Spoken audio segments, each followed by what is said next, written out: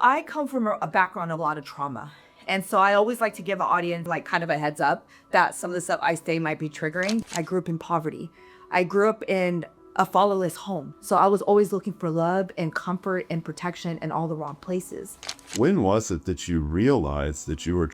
I didn't realize that I was a victim of until I was at a women's facility. One of the counselors said, well, you're not a child.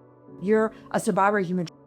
And that's when I learned. And then eventually they gave me my power. Any survivor that's watching right now, that to know that there is hope, that there is second chance for you, that you have so much potential greater than what you can even imagine, to just continue to lean forward and do the next right thing and don't give up.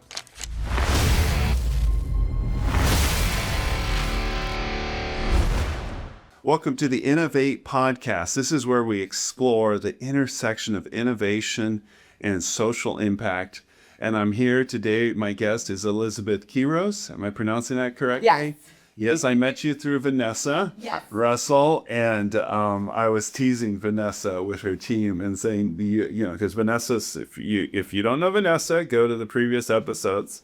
She leads Love Never Fails, and which is doing amazing work to address human trafficking. Mm-hmm. But I was teasing her because Vanessa's quite outspoken and quite animated. I said, Elizabeth makes you look like a retired CPA. This is why I love her. So we had you as our speaker. You were our opener at INNOVAT. Okay, we want to wake everybody up. It's 9 a.m. You know, we've given them the coffee, but they're still half asleep. Okay, I'll put Elizabeth up. She'll wake everyone up. And you did an excellent job. Thank you. I remember when I first heard you at the Love Never Fails banquet, is like, I was just blown away. Here's this elegant, powerful leader. And then you hear your backstory and you go, wow, okay, she overcame that. She's indestructible. Yes. I think I remember turning to my wife and says, I do not want to be on a team going against her. On my team. Yes. So anyways, you're a lived experience expert. You're an author. Yes. You're an influencer. You're a First Nations influencer. Yes. And you also lead a shelter now, right? Yes. And you're an advocate helping others. So Elizabeth, tell your story. Yeah, so, I come from a background of a lot of trauma. And so I always like to give an audience, whoever's, watching, like kind of a heads up that some of the stuff I say might be triggering. Yes. And so this is time for the trigger warning. Yes. Here's the trigger warning. So I love to give a trigger warning because I want people to be aware, but I also feel like it's important that people know the backstory of what individuals go through. Because somebody just doesn't wake up one day and say they're going to be trafficked or they're going to commit a crime or they're going to go to prison or they're going to use drugs. Something happened to lead them down that path. So it's important that everybody gets the full picture of what happened. And so for me, I'm a survivor of human trafficking. I like to say overcomer. I'm an overcomer of human trafficking. Yes, overcomer of incarceration, addiction, mental health, and trauma and PTSD. A lot of the stuff I've been through, I was able to overcome that with my higher power's help, God's help, to be able to get to where I'm at today. So I just want to, talk about a little bit of the beginning and what I'm doing today in the community. So I come from a family of alcoholics, addicts, criminals, and gang members. And there's a lot of trauma and generational Where did you grow up? In Sacramento. Okay. So I was in Sacramento from the age of 4 to the age of 13, 14. And then I ended up going to, around that age. And then I ended up coming to the Bay Area. And then from that age all the way up to 26, I was in the streets. And so the type of family I come from, there's just a lot of generational cycles and trauma within my family. And so I grew up in a single parent household. I grew up in poverty. I grew up in a fatherless home. I didn't have a father in my home. So I was always looking for love and comfort and protection in all the wrong places. And so my mom was the one raising me, and she was implementing a lot of the trauma, but it was done to her. A lot of the trauma was done to her, and so she was just repeating the cycle. And my grandma had abuse done to her, so she repeated the cycle to my mom. And it's kind of Physical abuse. Physical abuse, there's sexual trauma, there's verbal abuse. Or your mother?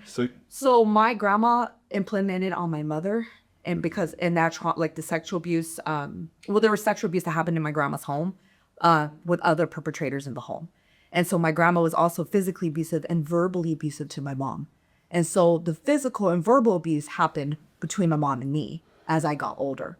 And so there was also sexual abuse that took place in my life when I was 4 years old, when I was living with my grandma within the family. And so there's, I have uncles that are sexual predators. And so as I got older, you know, in my mom's home, the physical and verbal abuse continued to happen. And because of this trauma, it landed me in the foster care system. And when you're, I was at 14. I was 14 years old when I was placed in the foster care system. And when I was in that home, you're supposed to be safe. You're supposed to be rebuilt. And the relationships are supposed to be restored. And you're supposed to find the resources you need when you're in a foster home. Well, the parents I was with were also abusive.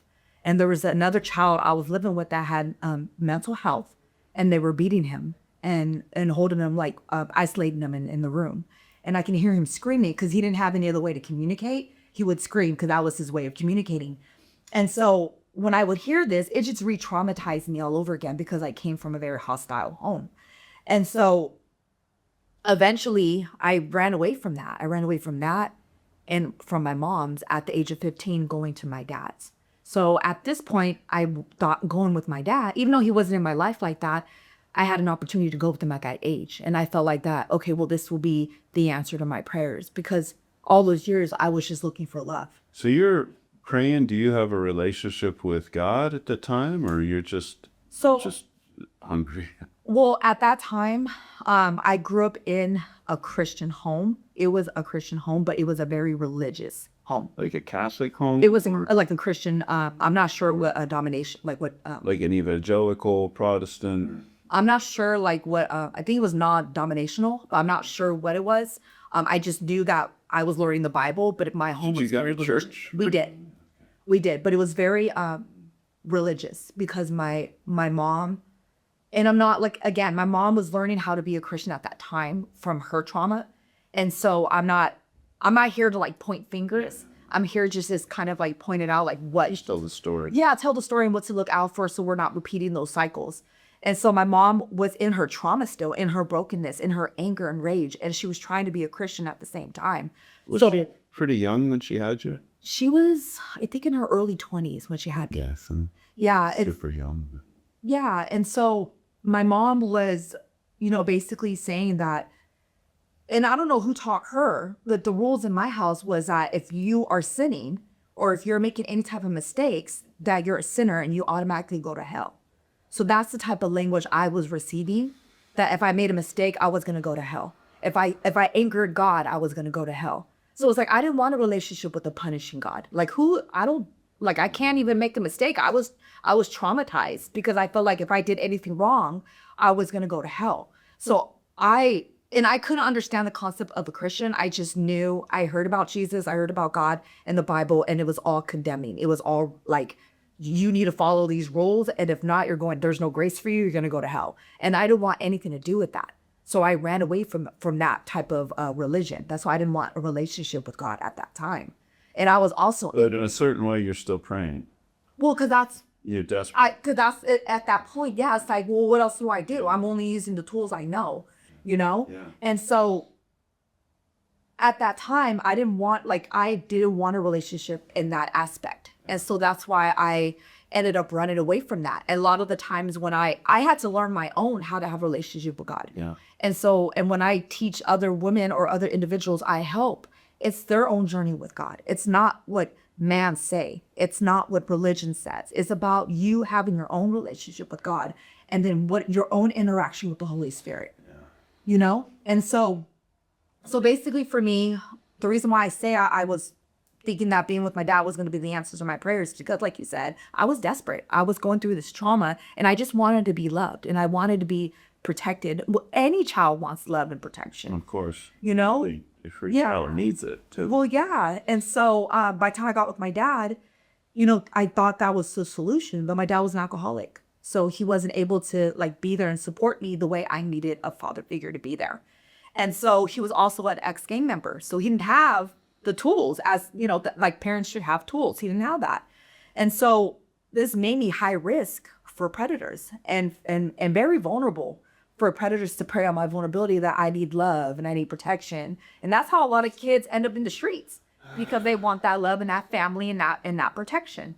And so at 15, I went with my dad, was in high school at this point, flunking all my classes, hanging out with older people, experimenting with drugs, hanging out with gangs, because I just thought I was trying to find a way to fulfill. So a question, what about your teachers? Did you connect with any of the teachers? Did any of them almost break through and help you? And yeah. So a lot of my teachers kind of didn't really ask me questions. I fell through the cracks when I was ditching my classes and hanging out with people. And the only person that asked me anything was my therapist. And she was like the school therapist. School therapist. Yeah, the school therapist. And I remember walking down the hall and she said, "Hey, you, come here." And she pulled me in her office because I had cut marks all over my arm. And then she was like, "What's going on with that?" And then she started asking questions. And that's the only person I can remember that really, took the time to see what the heck's going on with me. Are you familiar with Sonny and Linda Lotta? You met them. They were at the INNOVAT conference. They spoke too. I think, are they pastors? Yeah. Yes. Yeah. Yes. Yeah. And they run a school. They run a program called the Firehouse. Yeah. In the public schools, and they take the kids. To get in their program, you have to have 3 Fs. So they're taking. Oh, yeah. Well, those are signs. Those are red flags. Yeah. So they get the kids that nobody else wants that are on their way out, and and it's incredible. Just by showing them attention, helping them, and then they've actually partnered with Valley Christian to bring in their program of putting an experiment on the space station, because Valley Christian was the first one. So they taught it to their kids at the fire program. So their kids actually put a experiment on the space station. So their motto is, the sky's no longer the limit.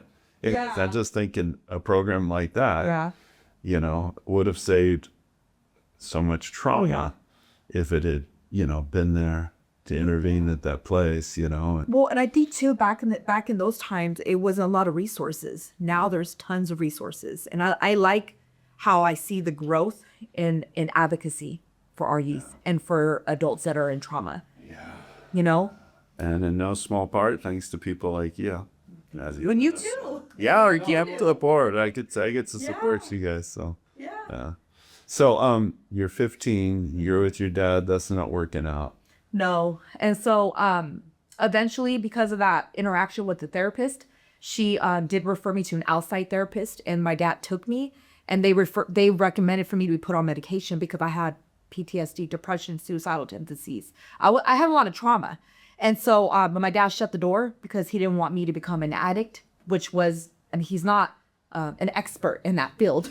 So he shouldn't have done that. But a lot of time when you come from, the indigenous backgrounds, a lot of the times they want to work it out within the home rather than, utilize outside resources. But if you don't have the resources to work it out, stuff, it's obviously now, as you're older, as I'm older, you're like, are you a parent now? I am. I have my You realize how hard it is. Yes. Man, parenting's a varsity sport.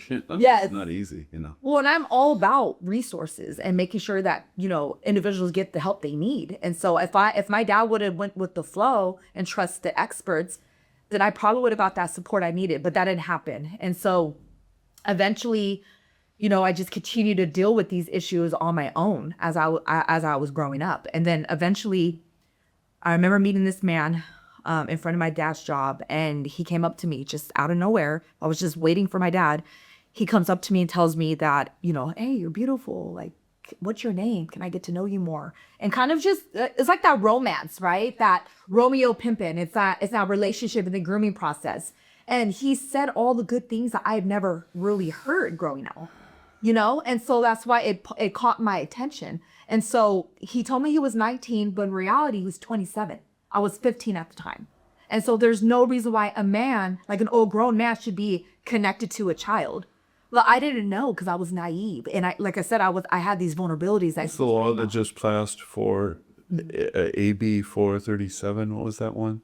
I think it's AB 357, right?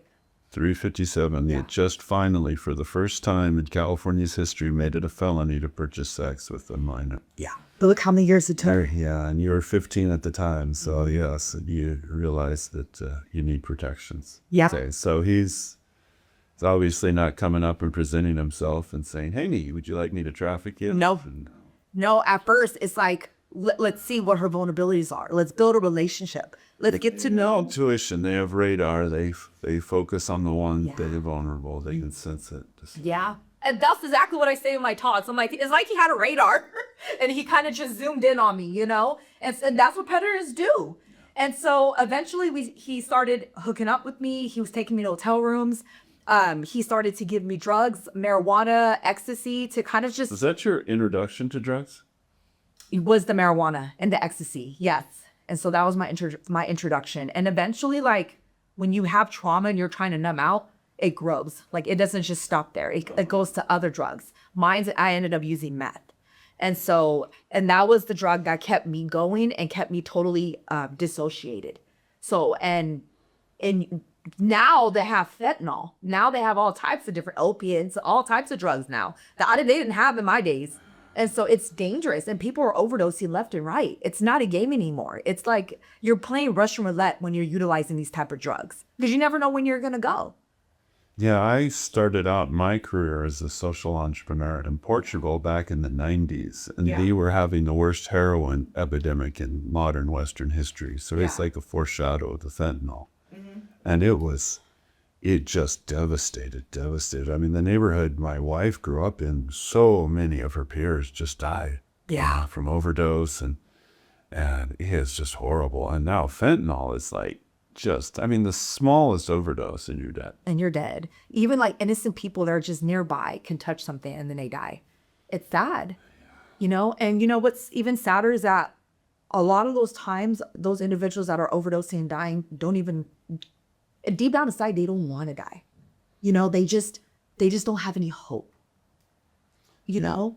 And so like when you help someone find that hope and that second chance and know that there's bigger out there for them rather than their current situation, they start to like change. It transforms them. And so that's why it's important that we do the work we do. So that was your introduction. Yeah. And then where'd it go from there?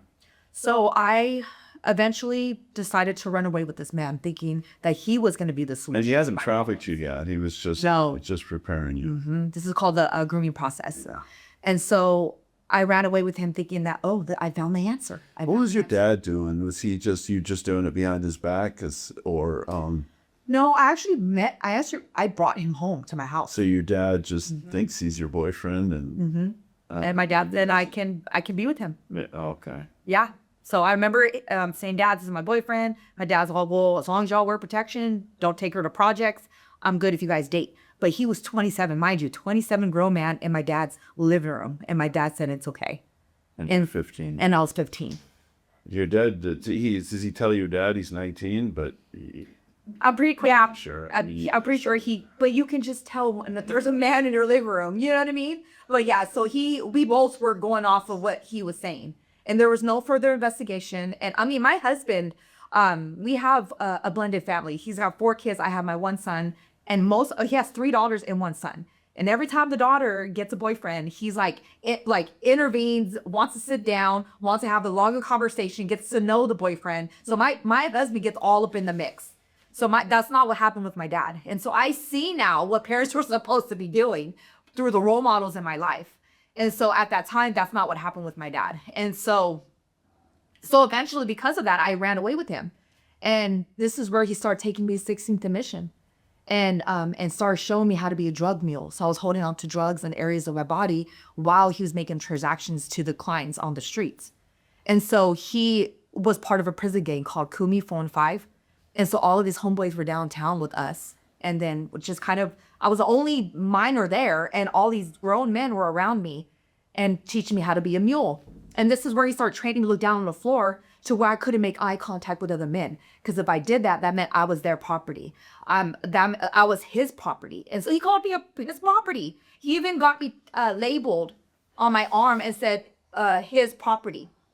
And I got a tattoo. He put a tattoo on both of my arms. I did. So now I have beautiful artwork. I could have got it removed, but I go like, no, these are my battle wounds. So I have beautiful artwork to cover it. Actually covered them. I got them both covered.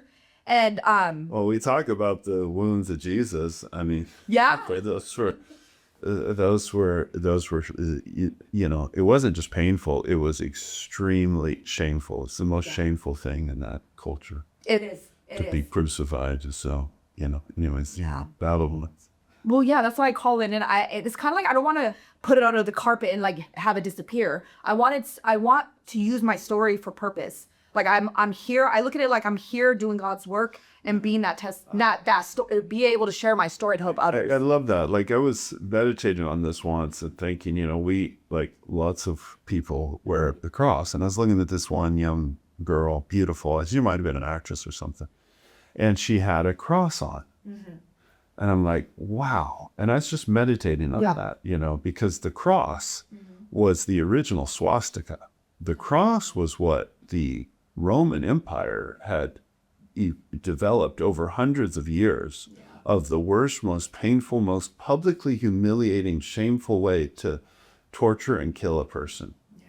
So they, you know, that was their way. That was such a sign of terror, like the cross. Like a Roman citizen could not be crucified on a cross. That's how bad it was. Yeah. And then, I mean, you know, then for Jesus, he does that for us. You know, it's a self-sacrifice and, you know, confronted the darkest part of humanity. And then, you know, the Christian story is he rose from the dead. He overcame that. And it's like, we don't catch the irony of it. We wear these crosses, we decorate stuff with these crosses, but he's transformed the darkest, most evil symbol into something that's now beautiful that we wear and adorn ourselves with. Anyways, that, you know, I love the fact that you didn't remove them. You actually transform them into something beautiful that you show off, you know? Yes. And just to show that you can use something like your darkest days can be used as a story to help others, you know? And so, well, so basically like with that grooming process, eventually he got arrested and then he sent a woman to me and she was from the same prison gang. And then she told me that because your boyfriend is locked up, but at this point I was 16. She said, you have to make money. You have to support your boyfriend that's locked up and then you have to take care of yourself. So eventually she told me, well, this is the way we're going to make money. She told me I was going to sleep with men. And I thought we were going to rob people or sell drugs. She said, no, you're going to sleep with men. And I'm like, I don't want to do that. And she said, well, you have no choice. And at that point, when I was 16, I was super tiny. I was short and small, petite. And she was a big girl. Like she was in her 50s, 40s or 50s. And she scared me because a lot of people scared me because when you're out there, you're a child, you know, like when you're 16, you're a kid. And a lot of people can scare you. And so I felt like I had no choice. And so she started and at that point, it was either that or go back to an abusive home. And I didn't want to go back to an abusive home. And so I felt like I had no choice. And so she showed me the ropes and showed me what I had to do. And then I started being sold to these men. And then she was collecting the money. So I didn't get that money that she told me I was supposed to make. And then eventually he got out. And when he got out, I felt like that he didn't know. I thought it was like all a secret. And then I told him, but they're from the same prison gang. They knew what they were doing. They were manipulating me. And because I was naive. And so when he got out, I told him what happened. And he said, well, if you did it for her, do it for me. Show me how much you love me. And he started crying. And he said, show me how much you're my girlfriend and you have my back. You know, when you're out there and you're in the streets and you are trying to be down for your boyfriend, you're like that ride or die girlfriend mentality. And so I said, yes. Yeah. And so I'll be there for you. I'll have your back. I'll do whatever you need me to do. Because I just wanted to show my love. I just wanted to show my love. And I didn't care about what the cost was. I just wanted to show my love because I wanted someone to love me. And so eventually he took me back out to 17th and Cap, 20th and Shotwell. These are the active blades in San Francisco. And started selling me to these cars. And so it was kind of just a repeated cycle of being sold to these men, you know, and in any of those interactions, any of those situations, I could have died. I could have been murdered and my body could have been tossed somewhere and nobody would have even known because there was no missing report on me. A lot of the times, a lot of these runaways, we need to have, because that's what it was. I was a runaway. We need to be able to have more alert, more systems in place or protocols in place to be able to have more awareness around those that are runaways. And I see Love Never Fails. They always share missing children. Every time there's a child that's missing, I always see them share on those social media. And that's what we need to do. We need to bring awareness around missing children. And we need more of it. It's Yeah. Yeah, because you don't know. I mean, sometimes people, oh, they're just running away. They're just with the boyfriend. Well, you don't know. Their boyfriend could be trafficking them. You just don't know the situation. So it's better that we bring awareness around that. And I think statistics show that, unfortunately, the worst case or the darker scenario is what's actually happening. That's the, Yeah. yeah. Yeah. And so, Man. well, and yeah, and because of this trauma, it led me down this path of picking up addiction. I was on Meth for 12 years and I had to use. I couldn't be present when I was being raped by these men. I could not be physically or mentally, I was physically there, but I could not mentally be there because I had to Why did it dissociate. take until 2025 for us to pass a law to make it a felony to purchase sex with a minor? Yeah. You know, like we had laws before that if you have sex with them, it's statutory rape. Yeah. It's just heartbreaking. Oh, praise God, it's a step in the right direction, but there's more work to be done. So how long are you in that?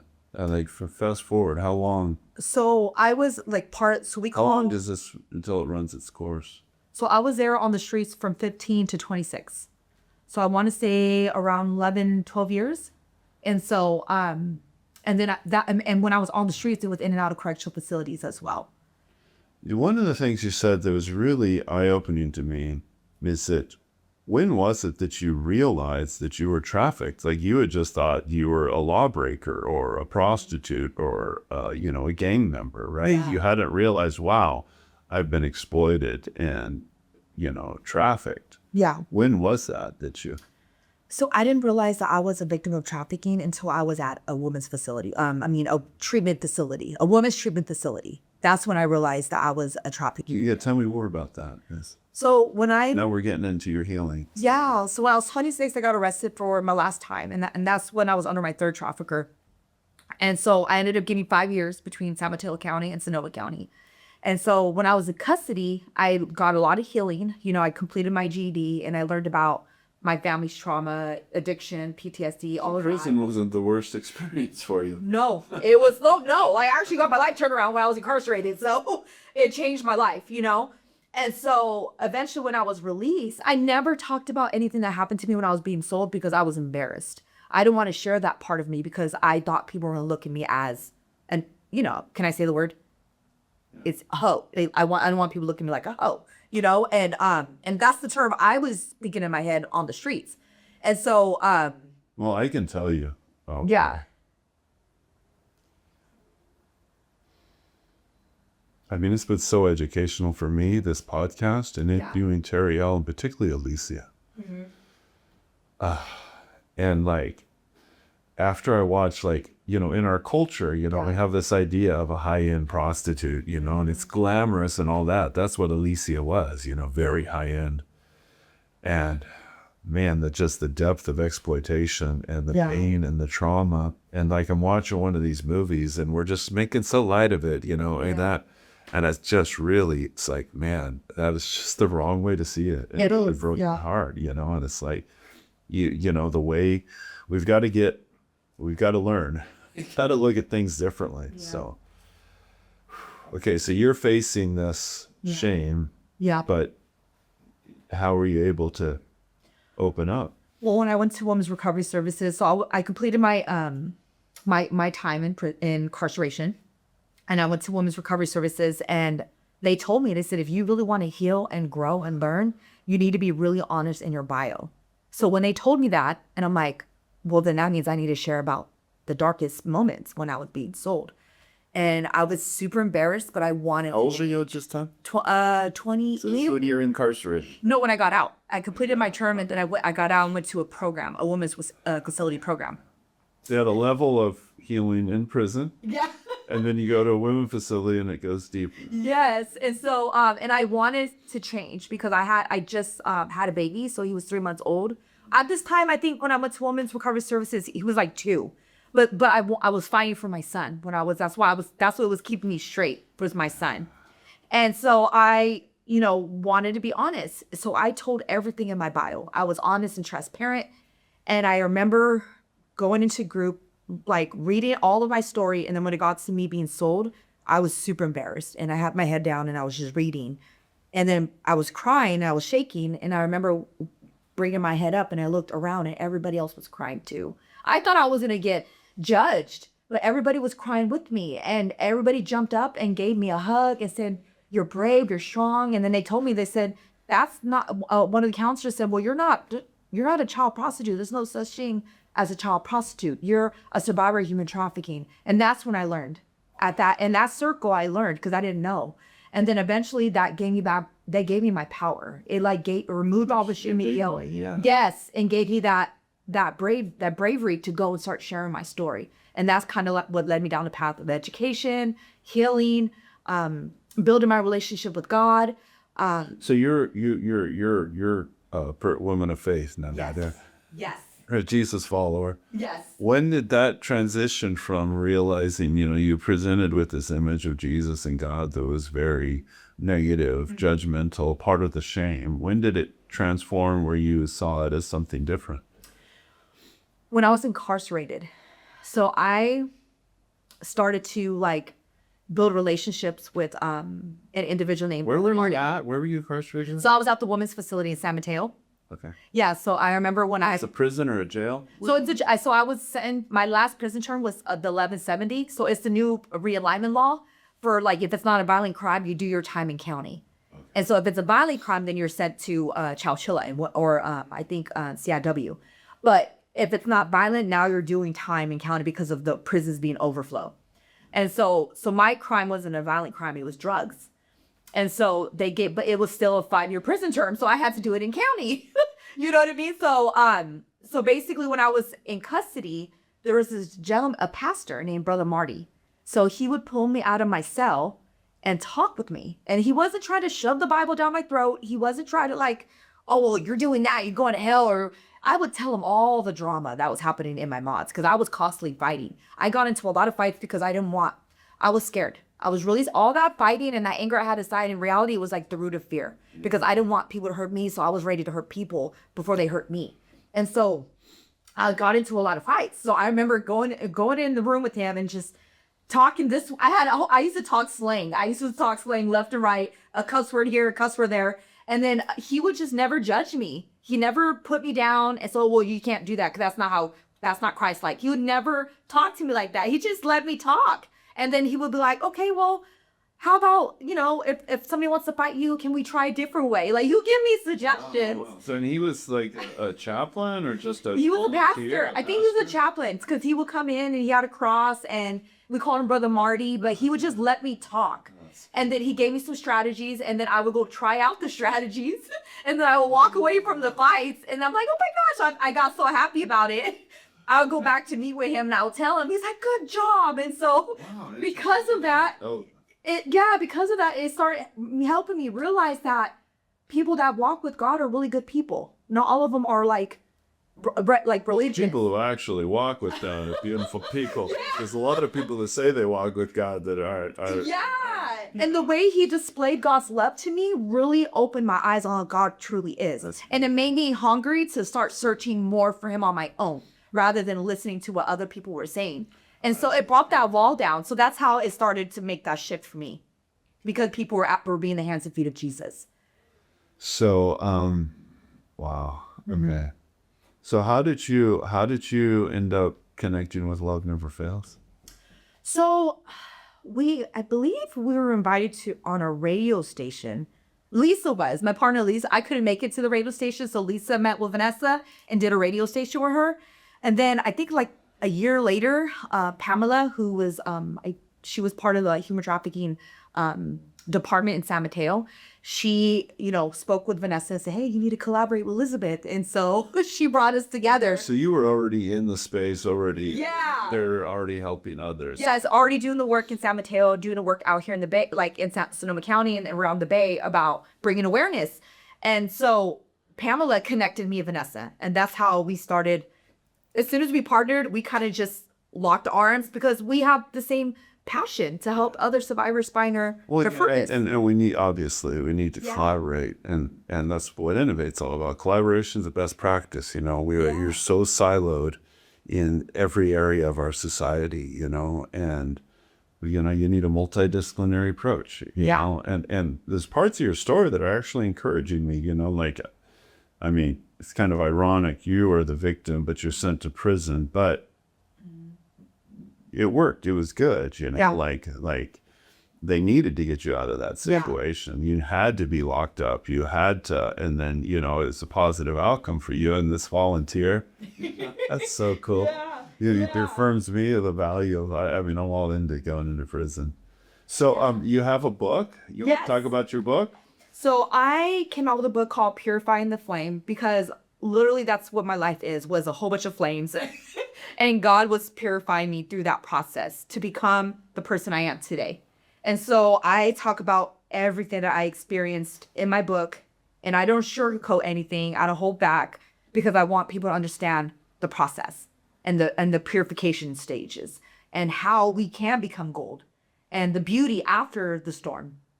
And so I talk about all of that. I talk about my steps on when the passion arose to start a nonprofit called Redemption House, and how I locked arms with Lisa, and how, both survivors are just working towards helping other survivors find their voice. And just that whole journey, getting my education, working towards being the first person in my family to get an education. Now you travel internationally. Yes. Yeah. So I travel wherever a door opens for me to go to speak. I travel. I just went to Rwanda and did with my school I was there for 2 weeks just to kind of learn about the genocide and that took place out there, and the reconciliation and the forgiveness that population is learning to embrace so they can heal. I'm all about forgiveness, because that's how I'm able to be in the place I'm at today, because I choose to forgive everyone that hurt me. And so I don't want the abuser to have any more power over me. So I choose to forgive. And so that's kind of like why I'm doing my schooling today, is because I want to be able to learn more about how. You're in school now? I am. And what are you working on? So I'm currently getting my doctorate degree. Oh, congratulations. Thank you. Yeah. So we'll have to start calling you Doctorate, Quiroz. Yes. So where can they get the book? Where can people get that book? So they can purchase that book on Amazon. Hold it up again. Yes. Have the camera. So it's sit on Amazon. Yes, it's on Amazon, or you can check out the West Camera. Oh, sorry. You can check out the Redemption House website, and they also How will they find the Redemption House website? What is it? So it's called I think the website is redemptionhouse.org. So redemptionhouseofthebay.org. So if you look that up on Google, you'll find the website, and then Redemption House of the Bay Area.org. Okay. Yeah. If you and you can Google Elizabeth Quiroz, let's see, Purified in the Flame. Okay. Yes. So you'll also find this on Amazon. So it's called Purified in the Flame. And just Google. You can Google it. It'll take you. Are you on Instagram, and are you on social media at all? And yes. Follow you there? So I'm on Instagram under Quiroz Elizabeth 2015, and I'm also on Facebook under Miko Elizabeth Quiroz. And then you can also find Redemption House of the Bay Area on Instagram. And what about LinkedIn? Are you on LinkedIn? Yes. So I'm also on LinkedIn. You can just search Elizabeth Quiroz, and then you'll find me. And you're a speaker, and people can reach out if they want to have you speak at their group. Yes. So yes. She's a very good, highly motivational speaker. If you have a conference and you want to set the tone right, she's your opener. Okay. Yes. She'd also be a great closer, so they can reach out to you if they want you to present at their church or wherever you. Yes, I can speak on faith-based platforms, on trauma-informed platforms, on reformation, like any type of rehabilitation platform. So I know as long as you let me know the audience, I can speak to whatever platforms you need me to speak to in regards to human trafficking and overcoming incarceration, addiction, and trauma. Mm-hmm. Yeah, it's beautiful. I love your background, and you've agreed to be on the advisory board of INNOVAT3. Yes. I appreciate that. That's really cool. So, any last words you want to wrap with? Yeah, I just want to, for anybody that's watching, just to inspire you to know that there is hope for those that come from this type of background, that it's not all doomed. Like once someone finds their inner power and they find their relationship with God, then they can work towards that healing. And just to know that any survivor that's watching right now, to know that there is hope, that there is second chance for you, that you have so much potential greater than what you can even imagine, to just continue to lean forward and do the next right thing and don't give up. And so, and for like, again, for those that are just anyone that's watching, I encourage you to do more webinars, more trainings, get connected with Ted, continue to follow his following on social media so you know the work that he's doing and just how he's given us survivors platforms to share our stories and help others. So thank you. Thank you so much. And thank you for joining Of course. us. Keep up. Thank you. Okay. And thank you. Thank you for listening. Thank you for your attention.